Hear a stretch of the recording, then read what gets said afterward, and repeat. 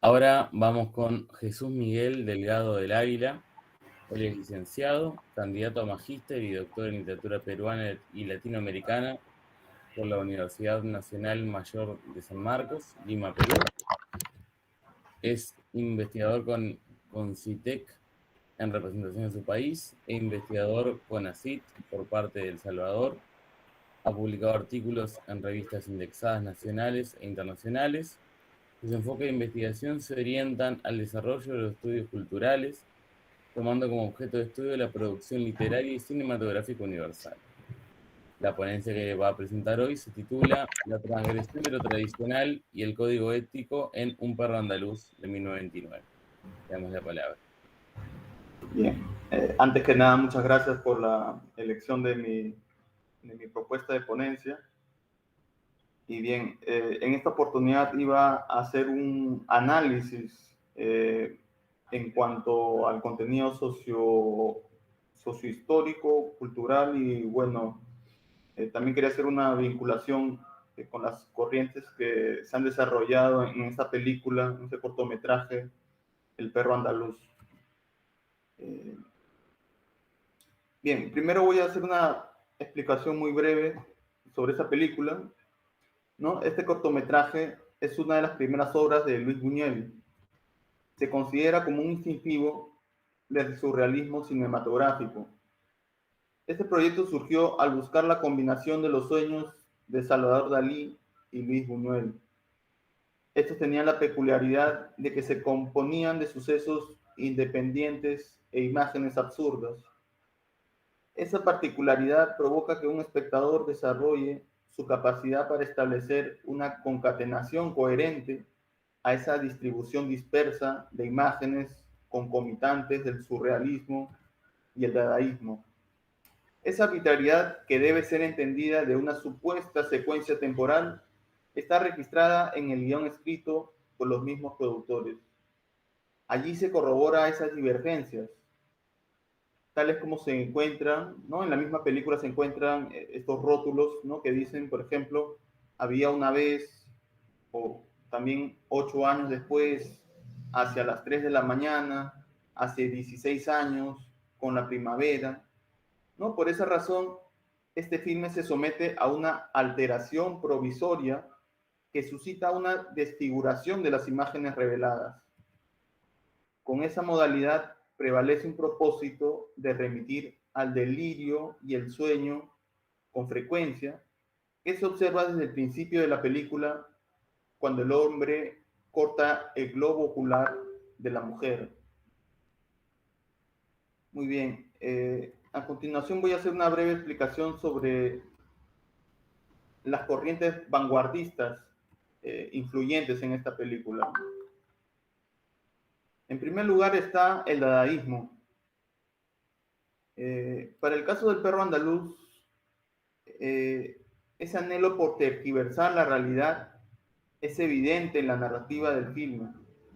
Imágenes y escenas sucesivas que no tienen una conexión verosímil con el universo plasmado. Ahora, ¿en qué consiste este dadaísmo? Tristan Tzara formula que el dadaísmo en sí es arbitrario, incierto, absurdo, nihilista, donde las palabras y los sonidos que lo constituyen no se asocian con fundamentos sostenibles. En ese sentido es notorio el auge de un arte de apariencias para el lector, ¿no? En sí es ilógico, incluso humorístico. Eso se mezcla, por ejemplo, con la aparición de las hormigas, ¿no? Otra influencia más es la del surrealismo. Para Rafael Utrera Macías, este cortometraje se convirtió en un símbolo del cine surrealista y un ícono de la vanguardia plástica. Además, su génesis se constata en Francia en 1924, a cargo de André Breton. Él será quien recibió una influencia directa del psicoanálisis de Sigmund Freud. Esta afiliación es notoria a través del lenguaje, que se caracteriza por su desorden y su ilogicidad. Esta forma de expresión se justifica por lo que se suscitó ideológicamente la Primera Guerra Mundial. Los exponentes consideraron que esa transgresión de los dogmas era peculiar por la intención de que la sociedad no consiguiera su propia autodestrucción. Ese postulado artístico no solo se resumía en la dispersión incoherente de pensamientos, sino que se trataba de una poética que se basaba en formulaciones interdisciplinarias y movimientos de vanguardia. Esa diversidad temática permitía un mejor beneficio de la cultura y sus representaciones artísticas. A la vez, todo ello configuraba la imagen de un hombre auténtico, que se distingue por sus aspectos morales y emocionales desarraigados de lo periódico. De ese modo, logra un distanciamiento de la vertiente anterior, el dadaísmo. Muy bien, una vez ya explicadas las influencias que ha tenido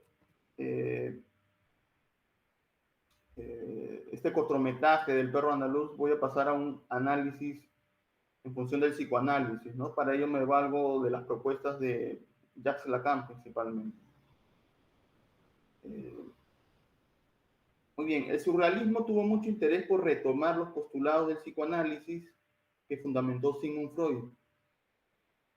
Estos serán argumentados y aplicados en el filme de Luis Buñuel. Para ello se tendrá como referencia 5 propuestas que permitirán dilucidar el contenido implícito de un perro andaluz. Lo simbólico, lo onírico, el binomio deseo-demanda, la obsesión y la composición femenina. Estas formulaciones las voy a explicar a continuación. El primero, ¿no? Lo simbólico. Para Jacques Lacan, lo simbólico determina el sentido, con la demanda como su incentivo. Este se irá manifestando a medida que se presente una continuidad en la cadena significante, que es entendida desde las dimensiones metafóricas o metonímicas, distinguidas por su valor y el sinsentido de sus ideas. En el caso del perro andaluz, se pueden apreciar 3 casos particulares, ¿no? El primero es en relación con las hormigas. Estas se incluyen más de una vez para destacar la idea de la muerte simbólica y moral. Su uso implica que se está aludiendo a una putrefacción física, así como que se está restringiendo la posibilidad de desempeñarse con un buen criterio ético. Sin embargo, la postura obsesiva será la que denigre esa condición. Un segundo ejemplo de lo simbólico se encuentra con la exposición del piano. Este instrumento simula la burguesía. Su utilidad devela una limitación en función del actuar voluntario y libre. Atenta contra el orden establecido. En el personaje tendrá la acepción de una responsabilidad forzosa que le ocasionará que se equivoque a menudo. Y bueno, un tercer ejemplo de lo simbólico se aprecia con la exposición del asno, en su estado de descomposición. Este animal se refiere al delirio por el que atraviesa el personaje, así como su ausencia de moralidad y el horror que desemboca. En suma, estos ejemplos de un perro andaluz son similares a las imágenes que se acarrean desde la poesía. También se nota una subversión con respecto al sentido que originan.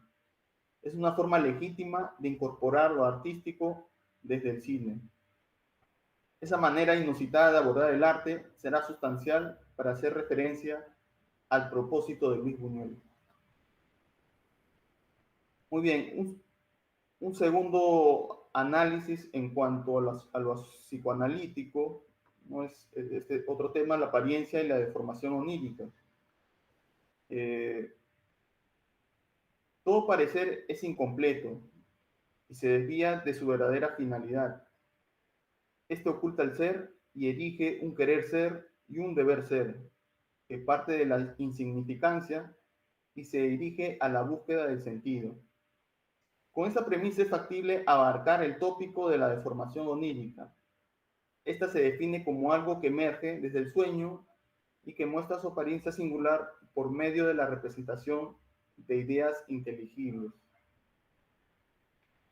Para Carlos Fuentes, esa arbitrariedad cumple una abolición en un perro andaluz. que es expresada a continuación. Cito lo que menciona el escritor mexicano Carlos Fuentes, ¿no? En cuanto a su percepción del perro andaluz. Dice, psicológica, erótica o social, la posible respuesta nunca es ajena a un drama interpretado a través de una lucha de visiones opuestas. La mirada insatisfecha, condenada, peligrosa, secreta, contra una mirada confortable, conformista, consagrada, los ojos del mundo total, contaminado, anhelante, revolucionario, contra la ceguera del orden establecido. Cierro cita. Esa percepción auténtica es neurálgica para la comprensión de la cosmovisión de Buñuel, puesto que hace prevalecer el fondo sobre la forma, sin descuidar cómo ha sido su tratamiento. Por ejemplo, esa descomposición que se hace acerca de los sueños es provechosa para asesorarse de la libertad de la representación. Bien, otro tercer tópico del análisis psicoanalítico es el deseo y la demanda. Para ello había retomado Jacques Lacan, ¿no? Que muy en el fondo dice que esta demanda se produce por una carencia de amor, una carencia que revela que el sujeto siempre está supeditado al otro, ¿no? Al otro con mayúscula. En el caso del perro andaluz, se puede apreciar ese binomio a través del personaje, ¿no? El personaje principal, por medio de la lucha que tiene constantemente con la mujer, ¿no? A la que está acechando.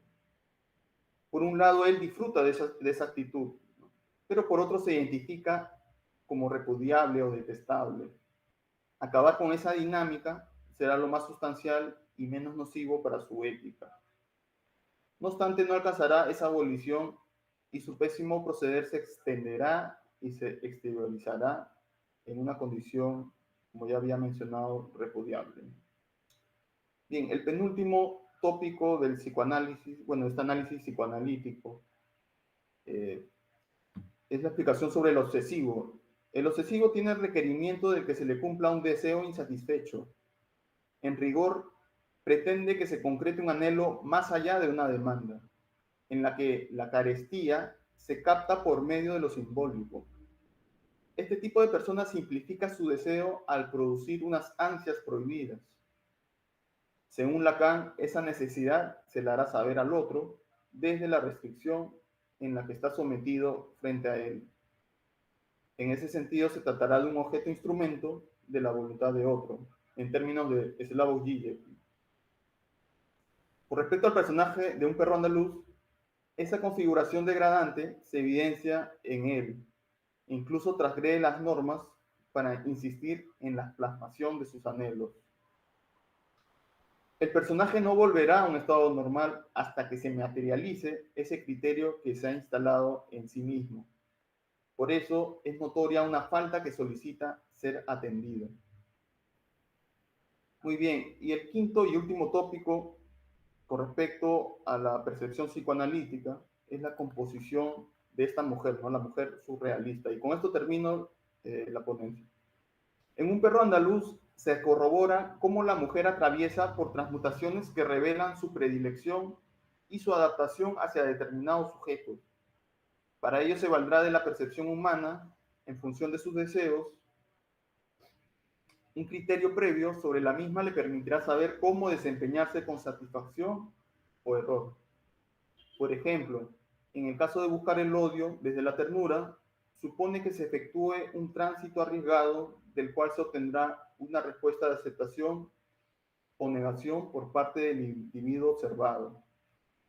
Igual lo ocurrirá si se adopta un rol lascivo. La angustia será el soporte que altere sus rasgos y sus requerimientos biológicos. Desde esta base psicoanalítica es factible detectar una modificación conductual en la mujer al haber recibido a un hombre en su casa, para que después este sea el centro de su desprecio y su próxima liquidación. Es más, es necesario acotar que esa variación ha sido asequible por el reconocimiento de la mujer como objeto de deseo. Esa condición facilitará ese nuevo acoplamiento, que presenta más enclaves del masoquismo en su ipseidad. En torno a esa caracterización, Jacques Lacan sostiene que ese comportamiento es palmario cuando el superyo es demasiado cruel, ya que quien lo ejerce se proyecta hacia el gozo del otro. Para la mujer de un perro andaluz, el deseo del otro es el medio para que su satisfacción tenga un propósito. Este se hace explícito cuando ella se encuentra en un instante de confusión entre dejarse someter a las pulsiones masculinas o evadir todo intento por acercarse a él. En sí, esta idea supone que alguien con dependencia y angustia carecerá de encanto, ¿no? Como es el caso del personaje que acecha a la mujer, ¿no? Por lo que una mujer no se sentirá cómoda de compartir un momento agradable con este personaje, y menos si se trata de una relación íntima. Muy bien, esto sería todo lo que quería exponer con respecto a mi análisis, mi percepción sobre un perro andaluz. Muchas gracias. Bueno, muchas gracias, Jesús.